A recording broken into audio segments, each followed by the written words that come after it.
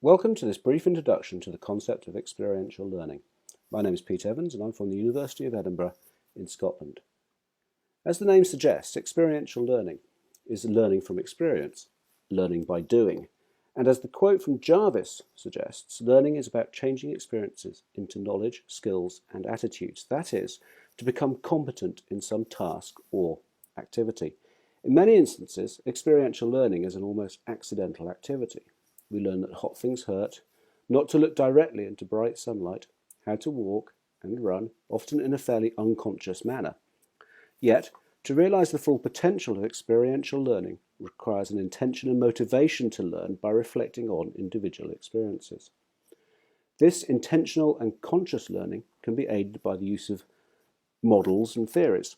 One of the most well-known models of reflective learning from experience is David Cole's experiential learning cycle. In this model, the learner intentionally engages in a concrete experience such as riding a bike, interviewing a university manager, or analysing a document. This experience leads to observation and reflection on what is and what is not effective.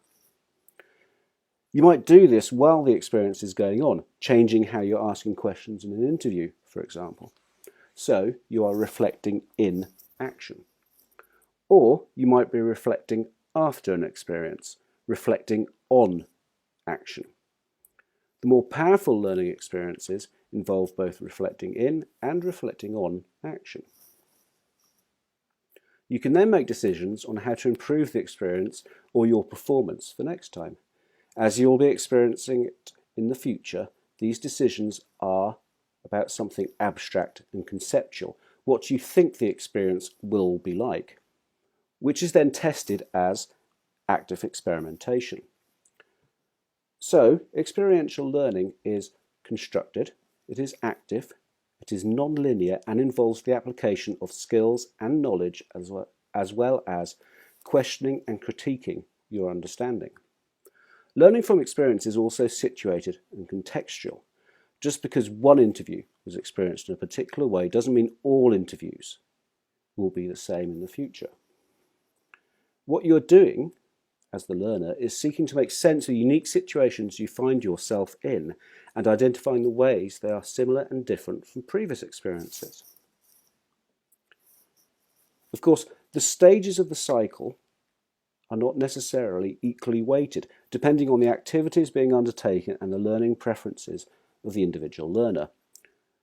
So those of you with an orientation towards action will have a preference for concrete experiences and active experimentation.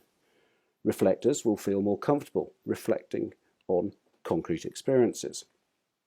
Theorists will be biased towards developing generic models and more stable and repeatable aspects of their experiences, while pragmatists will tend to focus on active experimentation and identifying behaviours and theories that work. So experiential learning involves bringing together both action and reflection to aid learning and the development of competence regardless of your learning preferences. An important component of experiential learning is that it is centred on the individual learner, that is, on your own experiences and no one else's. Individual experiences include emotional aspects that support as well as inhibit learning, and these are important elements of the learning experience. So this model from Bowden colleagues emphasises the importance of feelings and ideas as well as behaviours in experiential learning. In particular, as well as describing what happened, you should ask, how did your experiences make you think and feel as well as do, and then asking how these ideas and feelings helped or hindered your learning and evaluation of the experience. From there, you can identify what will change. Learning is about change after all. Identifying changes in your behaviour, in your skills and understanding so that you're better prepared for your next concrete experience and, by being better prepared, are more committed to taking action. And that is the essence of experiential learning. I focused on the individual learner, but a key consideration in this project is the facilitation of the experiential and active learning to be undertaken by the student auditors. In this model, The learning goal orientation is provided by the auditor training program. Well, the developmental network will be the groups of student auditors and facilitators working on the institutional audits. The challenging tasks will be undertaking the audits. The challenges will vary from individual to individual depending on prior knowledge, skills and attributes, whether it's in analysing numerical data, understanding different higher education contexts, or undertaking interviews. All the students will be challenged and will need to be supported to do so by, for example, clearly defining tasks, by helping students to identify appropriate techniques and tools, but also by supporting students in their critical reflection. This can be supported by stepping back with the students and analysing their concrete experiences and discussing ways of improving performance to develop abstract conceptualizations involving identifying new ways of being and acting.